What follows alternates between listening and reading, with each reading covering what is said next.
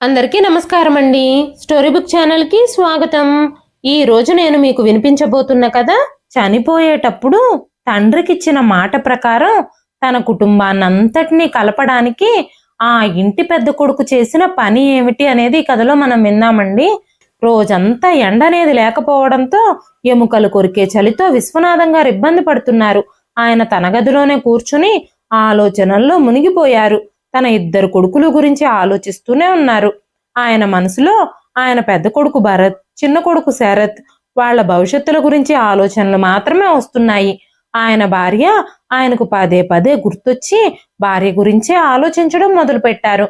భార్య మరణించినప్పటి నుంచి ఇప్పటి వరకు జరిగిన సంఘటనలన్నీ ఒక్కొక్కటిగా ఆయన మదిలో తిరుగుతూనే ఉన్నాయి.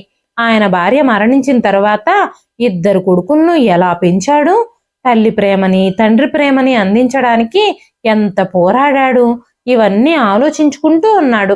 ఇప్పుడు పెద్ద కొడుకు భరత్ కొడుకు అమర్కి 12 ఏళ్ళు, రెండో కొడుకు శరత్ కొడుకు విమల్కి 8 ఏళ్ళు. ఇన్నేళ్లు ఆయన భార్య లేకుండా పిల్లల్ని పెంచి పెళ్లిళ్ళు చేసి మనవాళ్లను కూడా ఎత్తుకున్నారు.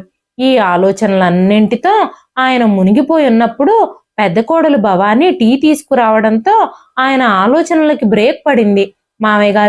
మావయ్య గారు ఏం ఆలోచిస్తున్నారు మీరు?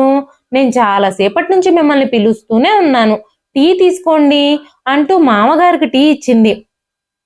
అదే సమయంలో గ్రామంలోని విశ్వనాథం గారి స్నేహితులు కొంతమంది ఆయన యోగక్షేమాలు ఆరా తీయడానికి ఇంటికొచ్చారు.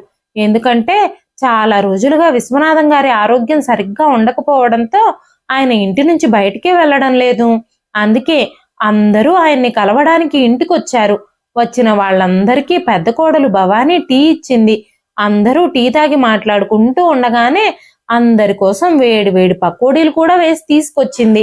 అందరూ వేడి వేడి పకోడీలు తిని టీ తాగి తమలో తాము ఊళ్ళో విషయాల గురించి కుటుంబాల విషయాల గురించి మాట్లాడుకోవడం మొదలుపెట్టారు. మాట్లాడుతూ ఉండగానే రాత్రి 8 గంటలు దాటిపోయింది. వాళ్లల్లో ఒక పెద్దాయన గోడ మీద ఉన్న గడియారం వైపు చూసి, విశ్వనాథం, చూస్తూ ఉండగానే టైం 8 అయిపోయింది, ఆలస్యం అయిపోతుంది అనగానే విశ్వనాథం గారు ఈ రోజుల్లో ఒకరితో ఒకరికి మాట్లాడుకోవడానికి కూడా తీరిక లేని సమయంలో మీరు నన్ను గుర్తు పెట్టుకుని ఇంటి వరకు వచ్చారు, చాలా సంతోషం, అందరికీ చాలా చాలా కృతజ్ఞతలు అన్నారు. అందరూ వెళ్ళిపోయిన తర్వాత కొడుకులిద్దరూ వచ్చి తండ్రి దగ్గర కూర్చున్నారు. శరత్ ఇంకా భరత్ తన తండ్రితో మాట్లాడడం ప్రారంభించగానే విశ్వనాథం గారు తన కొడుకులిద్దరితో, బాబు, నా ఆరోగ్యం అస్సలు బాగుండడం లేదు, నేను ఇంకా ఎక్కువ రోజులు మీతో ఉండనేమో అనిపిస్తోంది. అందుకే మీ అన్నదమ్ములిద్దరూ ఎప్పటికీ రామలక్ష్మణుల్లాగా జీవించాలనేదే నా చివరి కోరిక. మీ ఇద్దరి మధ్య అనుబంధం చిన్నప్పటి నుంచి ఎలా ఉందో చివరి వరకు అలాగే కొనసాగించాలి. ఏ విషయంలోనూ మీ మధ్య విభేదాలు రాకూడదు. అందుకే నా ఆస్తి మొత్తాన్ని మీ ఇద్దరికి చెరో సగం విభజించి రాశాను. మీ అన్నదమ్ములిద్దరూ ఈ ఇంట్లోనే మీ కుటుంబాలతో కలిసి ఉండాలనేది నా కోరిక. అలా ఎప్పటికీ మీరిద్దరూ కలిసి ఉంటారని నాకు మాట ఇవ్వండి అనగానే ఇద్దరూ తమ తండ్రి చేతిలో చెయ్యేసి కన్నీళ్లు పెట్టుకోవడం మొదలుపెట్టారు. నాన్న, ఈ జీవితం నువ్వు మాకిచ్చిందే. చిన్నప్పటి నుంచి అమ్మలేని లోటు తెలియకుండా మమ్మల్ని ఎంతగానో ప్రేమగా పెంచావు. మా మీద ఎప్పుడూ కోపం చూపించలేదు. ఈ రోజు నువ్వు కూడా మమ్మల్ని వదిలేసి వెళ్ళిపోతావా అంటూ ఏడుస్తూ ఉన్నారు. అప్పుడు విశ్వనాథం గారు, ఏడవకండి బాబు, ఇది ప్రకృతి ధర్మం, పుట్టిన వాళ్ళు చనిపోక తప్పదు, ఎవరైనా ఒకరోజు వెళ్ళిపోవాల్సిందే. కాకపోతే ఒకరు ముందు ఒకరు వెనక. మీ అమ్మ ఎప్పుడో మన దగ్గర నుంచి వెళ్ళిపోయింది. ఆ తరువాత మీ విషయంలో నా బాధ్యతలన్నీ జాగ్రత్తగా నెరవేర్చుకున్నాను. మీ అమ్మ చనిపోయినప్పుడు మీ ఇద్దరి బాధ్యత తీసుకొని నేను మిమ్మల్ని ఎలా పెంచి పెద్ద చేయగలనా, ప్రయోజకుల్ని చేయగలనా అని చాలా భయపడేవాణ్ణి. కానీ ఇప్పుడు మీరిద్దరూ ప్రయోజకులయ్యారు, గొప్పవాళ్ళయ్యారు. కోడళ్ళు మనవళ్ళు అందరితో నవ్వుతూ హాయిగా జీవిస్తున్నాను నేను. ఇప్పుడు నేను మీ అమ్మ దగ్గరకు వెళితే నీ కొడుకుల్ని గొప్పవాళ్ళని చేశాను, ప్రయోజకుల్ని చేశాను, సంతోషకరమైన కుటుంబాలు ఇప్పుడు వాళ్ళకున్నాయి. నువ్వు నేను ఇప్పుడు లేకపోయినా వాళ్ళు సంతోషంగా ఉన్నారు అని నేను ధైర్యంగా చెప్పగలను. అందుకే ఈ రోజు నా ఆస్తి మొత్తాన్ని మీ ఇద్దరికీ పంచి నా బాధ్యత నుంచి నేను విముక్తి పొందాలి అని అనుకుంటున్నాను. అనగానే అన్నదమ్ములిద్దరూ, నీ ఇష్టం నాన్న, మీరు ఎలా పంచాలి అనుకుంటే అలా చెయ్యండి. ఈ ఆస్తి పంచడమే మీ కోరికైతే మీ కోరికను మేము అస్సలు ఆపము.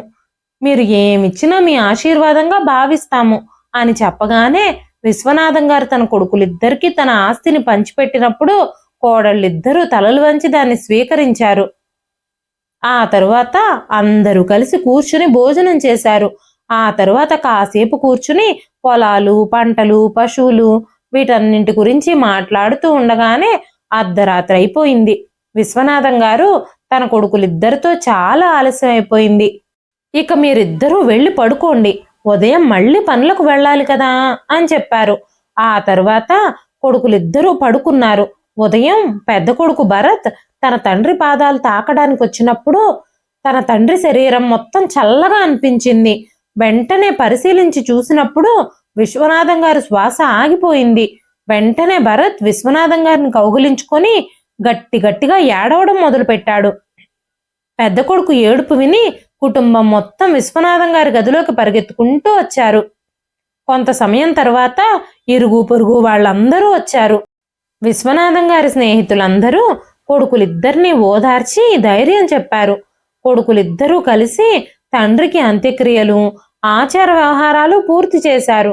విశ్వనాథం గారు మరణించిన కొన్ని రోజుల తర్వాత చిన్న కొడుకు శరత్తో అతని భార్య సారిక గొడవ పెట్టుకుంది. మనం ఇంకెన్నాళ్ళు ఈ పల్లెటూరులోనే పడి మగ్గుతాము? ఈ పల్లెటూరు గవర్నమెంట్ స్కూల్లో నా కొడుకుని చదివించాలా?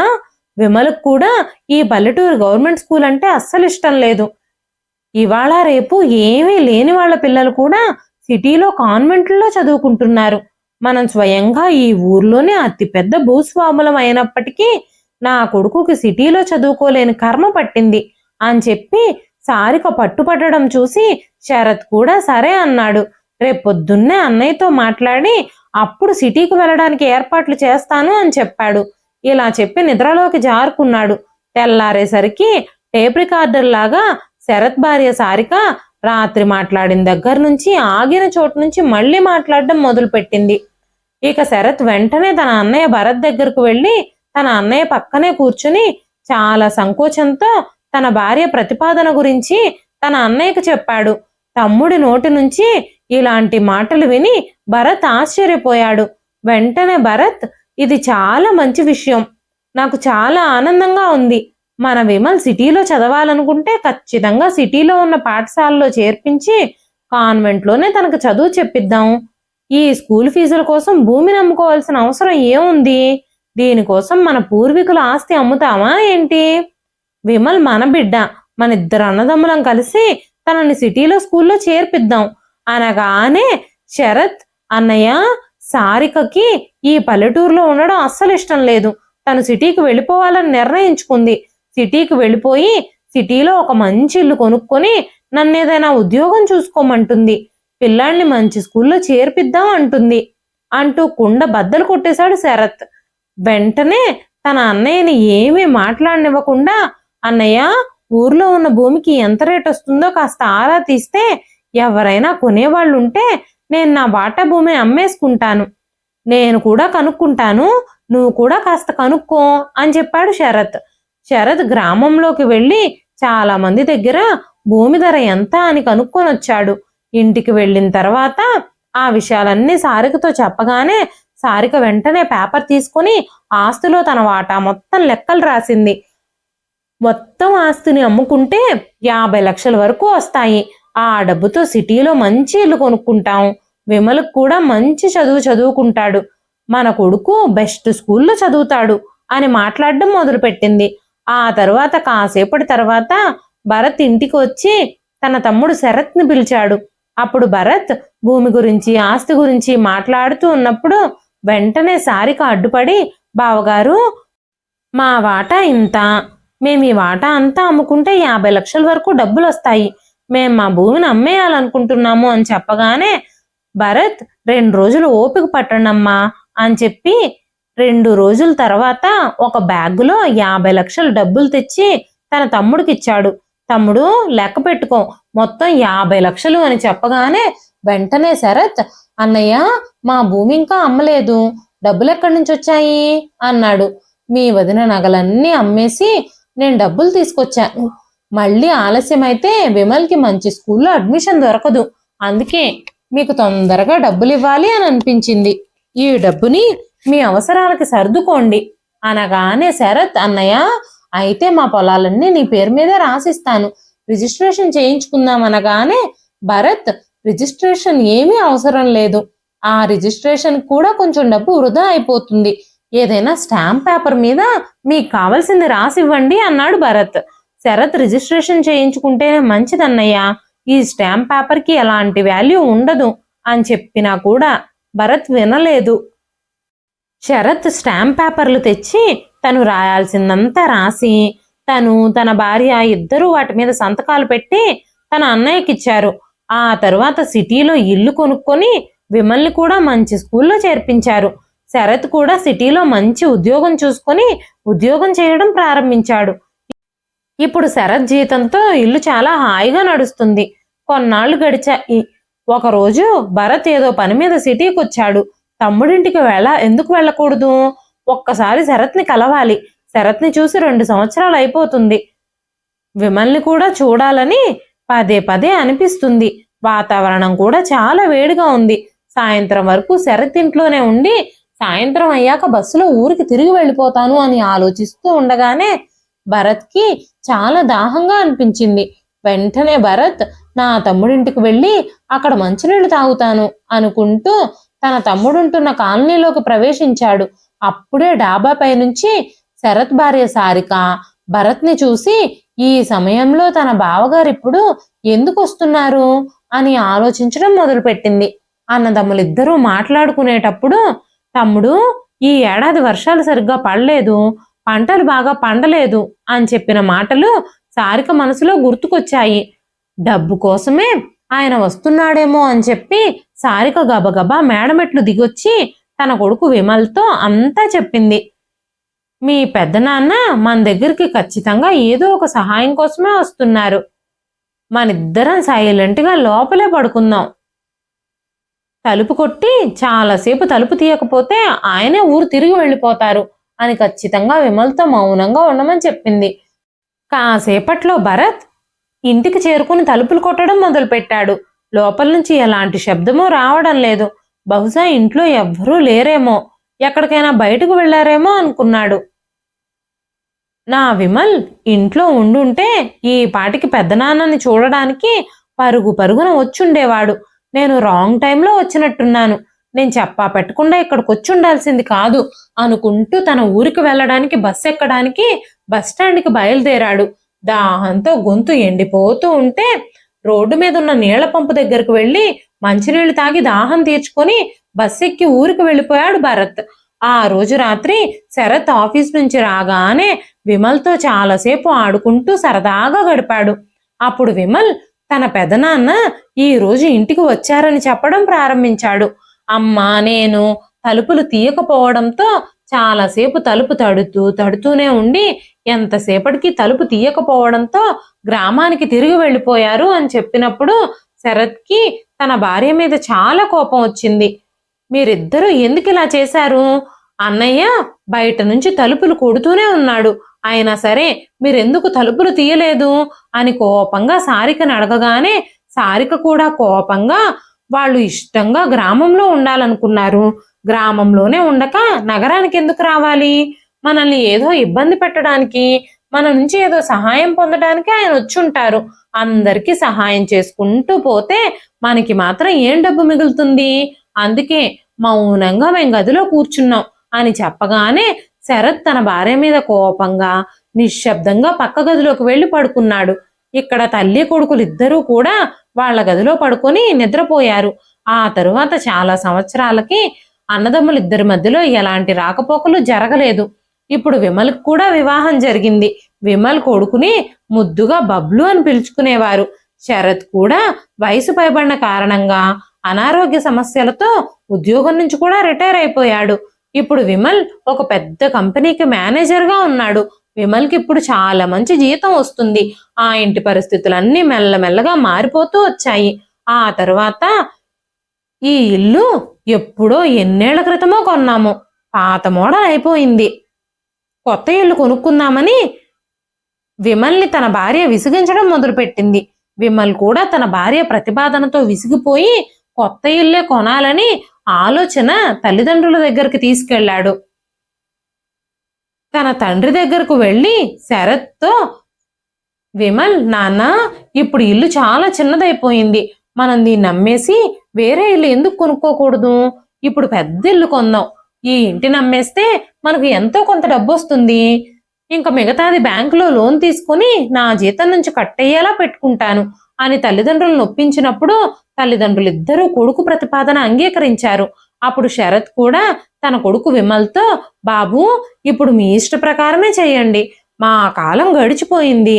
మా ఇష్టాలన్నీ అయిపోయాయి. మీకు ఎలాంటి సౌకర్యాలు కావాలంటే అలాంటి సౌకర్యాలు మీరు ఏర్పాటు చేసుకోండి అని చెప్పినప్పుడు తండ్రి అనుమతించిన వెంటనే విమల్ కొత్త ఇల్లు బుక్ చేసుకున్నాడు. చాలా సంవత్సరాల నుంచి ఉంటున్న పాత ఇంటిని అమ్మేసి కొత్త ఇంటికి మారిన తర్వాత శరత్ ఇంకా అతని భార్య కొత్త ఇంటికి చేరుకోగానే మనవడు, కోడలు ఆ కొత్త ఇంట్లో ఒక్కొక్క గదిని శరత్ ఇంకా సారికలకు చూపించారు. ఇల్లంతా చూపిస్తూ ఏ రూమ్లో ఏమేమి ఉన్నాయా అని బబ్లు తాతయ్య నాయనమ్మలతో చెబుతూ ఉన్నాడు. అప్పుడు సారిక, బబ్లు, నువ్వు మాకు ఇల్లంతా చూపించావు, కానీ మీ తాతయ్య నాయనమ్మ గదేదో చెప్పలేదే. మీ అమ్మా నాన్నలు నీకోసం చాలా పెద్ద ఇల్లు కొన్నారు. అందులో చాలా గదులున్నాయి. ఇంత పెద్ద ఇంట్లో మీ తాతయ్య నాయనమ్మ ఎక్కడా నివసించరు అనగానే బబ్లు, మీకోసం సపరేట్గా ఒక పెద్ద ఇల్లుంది. మా ఫ్రెండ్ వాళ్ళ తాతయ్య నాయనమ్మలు కూడా అక్కడ నివసిస్తున్నారు. మేమందరం నిన్నే వెళ్ళి ఆ కొత్తింటిని చూసొచ్చాము అని చెప్పగానే బబ్లు తల్లి సిగ్గుతో తల వంచుకుంది. మెల్లగా కళ్ళు పైకెత్తి అత్తగారిని మామగారిని చూస్తూ ఉంది. వాళ్ళ ప్రశ్నార్థకమైన చూపులు తట్టుకోలేక కొడుకు బబ్లుని లాక్కొని పక్క గదిలోకి వెళ్ళిపోయింది. ఒకరి మొహాలొకరు చూసుకున్నారు. భార్యాభర్తలిద్దరూ హాల్లోకి వెళ్ళిపోయారు. శరత్ తన భార్య సారికని ఓదార్చడం ప్రారంభించాడు. ఆమె పరిస్థితి చాలా బాధాకరంగా మారింది. ఇప్పుడు ఏం జరుగుతుందో ఆ ఇంట్లో ఆవిడకు అస్సలు అర్థం కావడం లేదు. ఏం చేద్దామన్నా భార్యాభర్తలిద్దరూ ఆలోచించుకుంటూ ఉంటారు. ఎలాగోలాగా ఆ పగలు రాత్రి గడిచిపోయింది. గుండెలవిసేలా ఏడుద్దాం అనుకున్నారు, కానీ భర్త బాధపడతారేమోనని సారిక ఏడవకుండా మౌనంగా ఉండిపోయింది. శరత్ తన భార్యని ఓదార్చడానికి ప్రయత్నించాడు.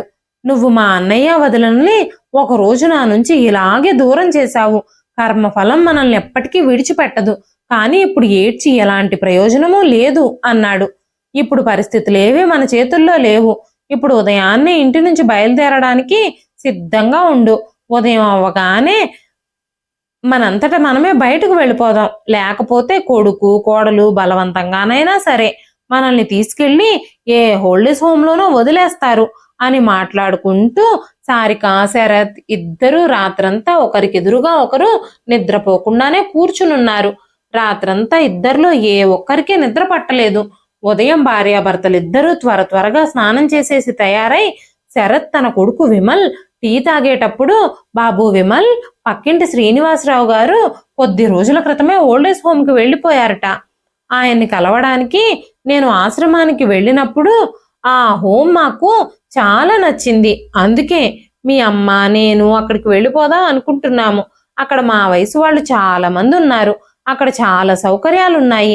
అక్కడ పెద్దవాళ్ళని చాలా బాగా చూసుకుంటారని, ఆ వయసు వాళ్ళతో మాకు కాలక్షేపం కూడా అవుతుందని మేము ఈ నిర్ణయం తీసుకున్నాం. నువ్వు కాస్త మమ్మల్ని అక్కడ ఆశ్రమంలో వదిలేసి వస్తావా అని చెప్పినప్పుడు విమల్ చాలా సంతోషించాడు.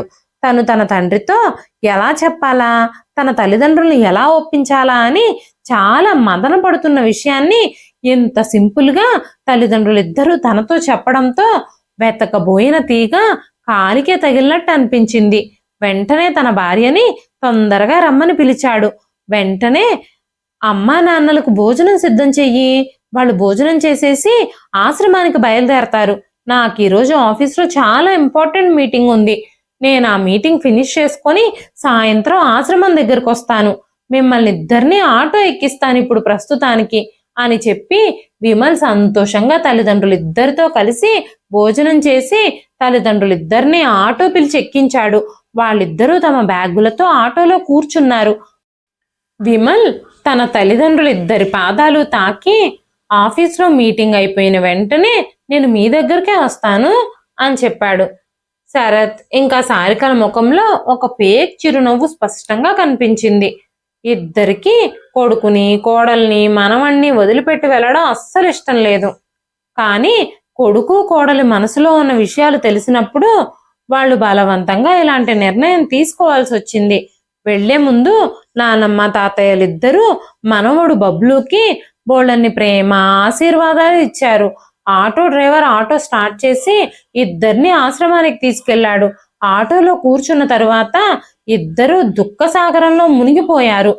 దాదాపు 1 గంట తరువాత ఆటో ఆగింది. ఆటో ఆగిన శబ్దానికి ఇద్దరు ఈ లోకంలోకి వచ్చారు. వెంటనే శరత్, ఆశ్రమం దగ్గరికి వచ్చేసామా అని ఆటో అతన్ని అడగగానే, అవునండి, ఇదే ఆశ్రమం గేటు అంటూ గేటు వైపు చూపించాడు. భార్యాభర్తలిద్దరూ ఆటో దిగి రిసెప్షన్ గదిలోకి చేరుకున్నారు. పేర్లు రిజిస్టర్లో రిజిస్టర్ చేయించుకొని వాళ్ళిద్దరూ తమకు కేటాయించిన గదుల్లోకి వెళ్లారు. ఆటో డ్రైవర్ కూడా బ్యాగులు గదిలో పెట్టడానికి లోపలికొచ్చి బ్యాగులు తమకి కేటాయించిన గదిలో పెట్టేసి శరత్ దగ్గర డబ్బులు ఇంకా సెలవులు తీసుకొని ఆటో డ్రైవర్ వెళ్ళిపోయాడు. కాసేపటి తర్వాత ఆశ్రమం ఇన్ఛార్జి వచ్చి ఇద్దరిని చూశాడు. ఆశ్రమం నిబంధనల ప్రకారం ఇద్దరిని ఆశ్రమంలోకి స్వాగతించి అన్ని సౌకర్యాలు ఇచ్చారు. దీంతో భార్యాభర్తలిద్దరూ తమ గదిలోకి వెళ్లారు. మీటింగ్ అయిపోగానే ఆశ్రమానికి వస్తాను, ఫార్మాలిటీస్ పూర్తి చేస్తాను అని చెప్పిన కొడుకు అడ్రస్సే లేడు. అలా శరత్ ఇంకా సారిక వృద్ధాశ్రమంలో గడపడం మొదలుపెట్టి చాలా కాలం గడిచిపోయింది.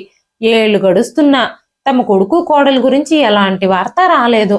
ఒకరోజు ఆశ్రమంలో శరత్ నిద్ర లేచేసరికి అంత హడావిడిగా కనిపిస్తూ ఉంది.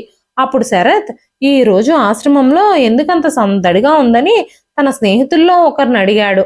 అప్పుడు ఆశ్రమంలో ఉంటున్న వ్యక్తి, ఈ రోజు ఒక ఆఫీసర్ గారి తండ్రి పుట్టినరోజట. ఆ ఆఫీసర్ గారు ఈ రోజు ఆశ్రమానికి వచ్చి తన తండ్రి పుట్టినరోజుకి ఆహారాన్ని అందరికీ పంచిపెట్టడానికి వచ్చారు. అందరికీ బహుమతులను కూడా పంపిణీ చేస్తారు. ఈ రోజు మనందరికీ 5 స్టార్ హోటల్లో దొరికేలాంటి భోజనం దొరుకుతుంది. వాళ్ళిద్దరూ తండ్రి కొడుకులు ఇక్కడ ఉన్న వాళ్ళందరికీ ఆప్యాయంగా వడ్డిస్తారు. వాళ్ళు ఇంతకు ముందు కూడా అప్పుడప్పుడు వస్తూ ఉండేవారు. ఆ తండ్రి కొడుకులిద్దరికీ మధ్య ఉన్న ప్రేమ అనురాగం చూస్తేనే కడుపు నిండిపోతుంది అని మాట్లాడుతూ ఉన్నప్పుడు ఆ మాటలు విన్న శరత్ కళ్ళల్లో నీళ్లు తిరిగాయి. తన కొడుకు గురించి ఆలోచించుకోవడం మొదలు పెట్టాడు. కొడుకు కోసం తను ఎన్ని చేశాడు, ఎంత కష్టపడ్డాడు, అయినా సరే కొడుకు ఆ కష్టాలన్నింటినీ మర్చిపోయాడు అనుకున్నారు. ఆ రోజు ఆశ్రమానికి అతిథులు వస్తున్నారని వినగానే అందరూ స్నానాలు చేసేసి చకచకా రెడీ అయిపోతున్నారు. ఆఫీసర్ ఇంకా అతని తండ్రి 11 గంటలకల్లా అక్కడికి వచ్చారు. చాలా భోజనం ప్యాకెట్లు ఇంకా బహుమతులతో పెద్ద కారు వచ్చింది. తండ్రి కొడుకులిద్దరూ ప్రతి గదిలోకి వెళ్ళి ఆ గదిలో ఉన్న సభ్యులందరికీ ఫుడ్, గిఫ్ట్ ప్యాకెట్లు ఇవ్వడం మొదలు పెట్టారు. ఫుడ్ అంతా పంపిణీ చేసేసిన తర్వాత ఆ తండ్రి కొడుకులిద్దరూ శరత్, సారిక ఉన్న గదిలోకి వచ్చినప్పుడు శరత్ తలదించుకొని కన్నీళ్లతో కూర్చునున్నాడు. గదిలో అలికిళ్ళు రావడంతో తల పైకెత్తి చూడగానే శరత్ కళ్ళు ఆ అధికారి మీద, తన తండ్రి మీద పడగానే అధికారి వాళ్ళ తండ్రి ముఖంలోకి చూస్తూ ఉండిపోయాడు. ఆ అధికారి వాళ్ళ తండ్రి మొహం చూడగానే శరత్ మొహంలో రంగులు మారడం మొదలయ్యాయి. శరత్ని ఆ పరిస్థితుల్లో చూసిన ఆయన కళ్ళల్లో కూడా కన్నీళ్లు కారాయి. శరత్తో పాటు ఆ అధికారి తండ్రి కూడా ఏడుస్తున్నట్టుగా అనిపిస్తుంది. ఎందుకంటే ఎదురుగా ఉన్న వ్యక్తి మరెవరో కాదు, ఆ అధికారి తండ్రి స్థానంలో ఉంది తన అన్నయ్య భరత్. అన్నదమ్ముళ్ళిద్దరూ ఒకరినొకరు కౌగిలించుకొని చాలాసేపు ఏడ్చారు. వెంటనే శరత్ తమ విషయంలో జరిగిన విషయాలన్నీ, కొడుకు కోడలు తమను ఎలాగైతే ఆశ్రమానికి పంపించాలి అని అనుకున్నారో ఈ విషయాలన్నీ తన అన్నయ్యతో చెప్పినప్పుడు వెంటనే భరత్ శరత్తో, మీ అన్నయ్య ఇంకా బతికే ఉన్నాడు, నీకొక్కసారి కూడా మీ అన్నయ్యని కలవాలని అనిపించలేదా? మన ఊర్లో ఉన్న ఆస్తిపాస్తులు, భూములు అన్నీ నీ పేరు మీదే ఉన్నాయి. ఇప్పటికీ ఆ భూములు ఆస్తులు అన్నీ నీవే. నా పేరు మీద నేను ఏమీ రిజిస్ట్రేషన్ చేయించుకోలేదు కదా ఆ రోజు. నీకు రేపొద్దున ఇలాంటి పరిస్థితులు వస్తే నీకు అవి ఉపయోగపడతాయని నేను వాటిని వాడుకోలేదు అని చెప్పగానే ఆ మాటలు విన్న శరత్ తన అన్నయ్య భరత్ని కౌగిలించుకొని చిన్న పిల్లోళ్లాగా ఏడవసాగాడు. చాలా కాలం తర్వాత అన్నదమ్ములిద్దరూ ఇలాంటి పరిస్థితుల్లో ఎదురుపడాల్సి వస్తుందని అస్సలు అనుకోలేదు. చాలాసేపు ఏడ్చిన తర్వాత సాధారణ స్థితికి వచ్చారు. ఆ తరువాత తన అన్నయ్య భరత్తో కలిసి ఆశ్రమంలో ఉన్న మిగిలిన వాళ్ళందరికీ భోజనాల ప్యాకెట్లు, బట్టలు, గిఫ్ట్లు పంపిణీ చేశారు. ఏ రోజు తన బావగారిని గౌరవంగా చూసుకోలేని శరత్ భార్య సారిక అక్కడి నుంచి కాస్త దూరంగా వెళ్ళిపోయి ఒంటరిగా కూర్చుంది.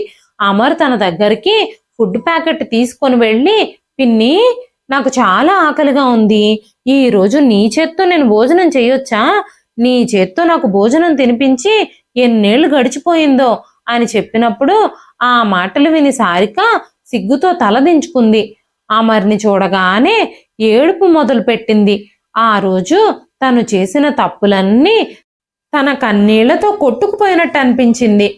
అమరే స్వయంగా తన బాబాయి పిన్నికి కూడా భోజనం తినిపించాడు. అన్నదమ్ములిద్దరూ కూడా భావోద్వేగానికి గురై కన్నీళ్లు పెట్టుకున్నారు.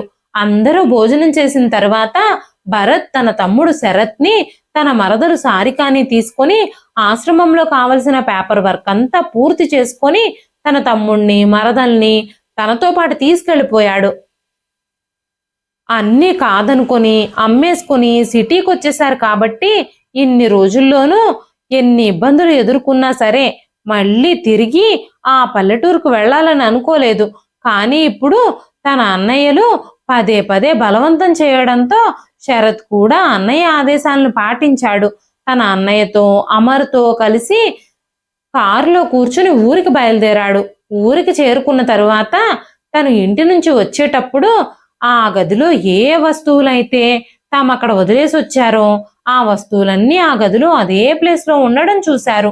ఏవి ఎక్కడ వదిలేసి వెళ్లారో అవన్నీ అక్కడే నీటిగా శుభ్రంగా సర్ది కనిపించాయి. ఎంతో గౌరవంగా ఇంట్లో ఉన్న వ్యక్తులందరూ శరత్కి, సారితకి స్వాగతం పలికారు. శరత్ ఇంకా తన భార్య సారిక ఆ ఇంట్లో తమకు లభిస్తున్న గౌరవం చూసి తమ హృదయాల్లో సిగ్గుపడ్డారు. అందరి చేత ప్రేమను పొందిన తర్వాత వాళ్ళ జీవితంలో మెల్లమెల్లగా మరికొన్ని ఆనందాలు నిండాయి. ఇలా క్రమక్రమంగా ఒక 5 సంవత్సరాలు గడిచిపోయాయి. ఒకరోజు భరత్ని అమర్ హాస్పిటల్కి తీసుకెళ్లాడు. ఆసుపత్రిలో రొటీన్ చెకప్ కోసం వెళ్లారిద్దరు. అక్కడే పక్కనే ఉన్న ఒక చిన్న పిల్లాన్ని తన పక్కనే కూర్చోబెట్టుకొని ఏడుస్తున్న ఒక అమ్మాయిని చూశాను. ఆ అమ్మాయి డాక్టర్ దగ్గరికి వెళ్లి ప్రాధేయపడుతుంది. డాక్టర్ పాదాల్ని తాగుతుంది. డాక్టర్ వెంటనే ఆవిడ్ని పక్కకు తోసేశాడు. డబ్బులు కట్టకపోతే ఆపరేషన్ జరగదండి, మీరైతే డబ్బులు తీసుకురండి, లేదంటే ఇక్కడి నుంచి వెళ్ళిపోండి అంటూ సెక్యూరిటీ వాళ్ళని పిలిపించి ఆమెను గేటు బయటకు గెంటేశాడు. భరత్ ఇదంతా చూడలేకపోయాడు. అందుకే ఆ వ్యక్తి ఆ పిల్లాడికి ఏం జరిగింది అని అడిగినప్పుడు భార్యాభర్తలిద్దరి ముఖాలు చూసినప్పుడు భరత్ తన తమ్ముడు కొడుకు విమల్ని ఈజీగానే గుర్తుపట్టేశాడు. వెంటనే విమల్ తన పెదనాన్న కాళ్ళు పట్టుకుని, పెదనాన్న, నా కొడుకుని క్షమించండి, నా చిన్న కొడుకుకి హార్ట్లో హోల్ ఉందిట, వెంటనే తనకి ఆపరేషన్ చెయ్యాలన్నారు. మా దగ్గర ఉన్న డబ్బులు ఆపరేషన్కి సరిపోవడం లేదు, ఆపరేషన్ చేయకపోతే నా కొడుకు చచ్చిపోతాడు అని ఏడుస్తున్న విమల్ని శాంతింపజేసి మౌనంగా ఉండమని చెప్పి భరత్ గారు హాస్పిటల్ యాజమాన్యంతో మాట్లాడి ఆపరేషన్కి సరిపడా డబ్బులన్నీ ఏర్పాటు చేయించారు. డాక్టర్తో భరత్, నా మనవడికి వెంటనే ఆపరేషన్ చేయండి అని చెప్పినప్పుడు డాక్టర్లు వెంటనే ఆపరేషన్ స్టార్ట్ చేసేశారు. హుటాహుటీన ఆపరేషన్కి అన్ని ఏర్పాట్లు జరిగిపోయాయి. ఆపరేషన్ థియేటర్ కూడా రెడీ అయిపోయింది. సాయంత్రమే ఆపరేషన్ స్టార్ట్ చేశారు. 2 గంటల పాటు డాక్టర్లందరూ కష్టపడిన తర్వాత డాక్టర్ ఆపరేషన్ థియేటర్ నుంచి బయటకొచ్చి విమల్ ఇంకా తన భార్యతో ఆపరేషన్ సక్సెస్ అయ్యిందన్న శుభవార్త చెప్పారు. వెంటనే విమల్ ఇంకా తన భార్య పెదనాన్న కాళ్ళ మీద పడి ఏడవడం ప్రారంభించారు. నువ్వు మంచి ఉద్యోగంలో ఉన్నావు కదా, కంపెనీలో మేనేజర్గా పనిచేస్తున్నావని నాకు తెలిసింది, కానీ నీకు ఇలాంటి పరిస్థితి ఎందుకు వచ్చింది అని అడిగినప్పుడు విమల్, నేను పనిచేస్తున్న కంపెనీ నష్టాల్లో కూరుకుపోవడంతో పనిచేస్తున్న ఉద్యోగులందరినీ తీసేశారు. దీంతో మేము రోడ్డు మీదకి వచ్చేసాము. ఇంటికి తీసుకున్న లోను, కారు లోను చెల్లించకపోవడంతో ఇల్లు కూడా అమ్మేసి రోడ్డు మీదకి వచ్చాము. ఇదంతా మేము చేసిన పాపాల ఫలితమే. మేం మా అమ్మా నాన్నలతో బాగా ప్రవర్తించలేదు. ఎన్నో కష్టాలు పడి నన్ను ఇంత గొప్పవాణ్ణి చేసిన వాళ్ళని ఈ రోజు నేను ఆశ్రమానికి పంపించేశాను. మమ్మల్ని క్షమించండి పెదనాన్న. మా సుఖాలు, సంతోషాలు వాటి వెనకాల పరుగులెత్తుతూ ఆనందాన్ని కూడా వెంబడించడంలో గుడ్డివాళ్ళం అయిపోయాము. మా అమ్మా నాన్నలు ఈ రోజు వృద్ధాశ్రమంలో ఉన్నారు. వాళ్ళు ఇప్పుడు ఎలాంటి పరిస్థితుల్లో ఉన్నారో తెలియదు. ఏ రోజు వాళ్ళు ఆశ్రమానికి వెళ్ళారో ఆ రోజు నుంచి వాళ్ళను నేను పట్టించుకోవడమే మానేశాను. ఎక్కడున్నారో ఎలా ఉన్నారో అని విచారించడానికి కూడా మేము వాళ్ళ దగ్గరికి వెళ్ళలేదు అని చెప్పి విమల్ వెక్కి వెక్కి ఏడవడం మొదలుపెట్టాడు. అప్పుడు భరత్ నవ్వుతూ, నువ్వు చాలా తప్పులు చేశావు, కానీ నీ పశ్చాత్తాపపు కన్నీళ్లతో నీ పాపాలన్నీ కరిగిపోతాయిలే అని చెప్పి విమల్ జేబులో కొంత డబ్బును పెట్టి, బాబుని జాగ్రత్తగా చూసుకోండి, నేను ఇప్పుడు ఊరికి వెళుతున్నాను, మీరు డిశ్చార్జ్ అయ్యే రోజు నేను మళ్ళీ తిరిగి వస్తాను అని చెప్పి భరత్ ఇంటికి వెళ్ళిపోయాడు. 15 రోజుల తర్వాత విమల్ కొడుకు హాస్పిటల్ నుంచి డిశ్చార్జ్ అయ్యే రోజున భరత్ మళ్ళీ తిరిగొచ్చాడు.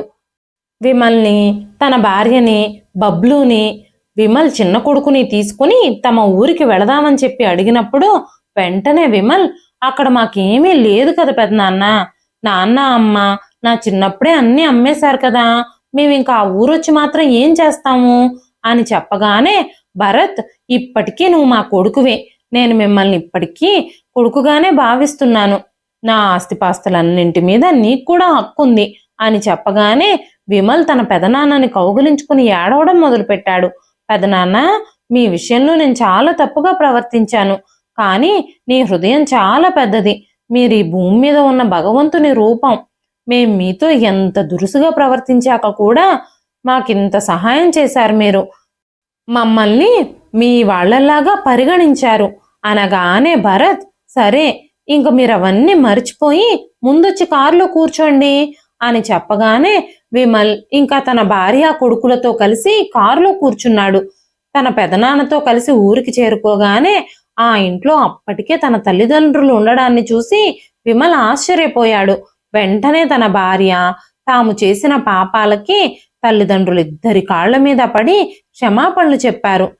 మనవణ్ణి ఆ పరిస్థితుల్లో చూసిన శరత్ ఇంకా సారిక కూడా చాలా బాధపడ్డారు.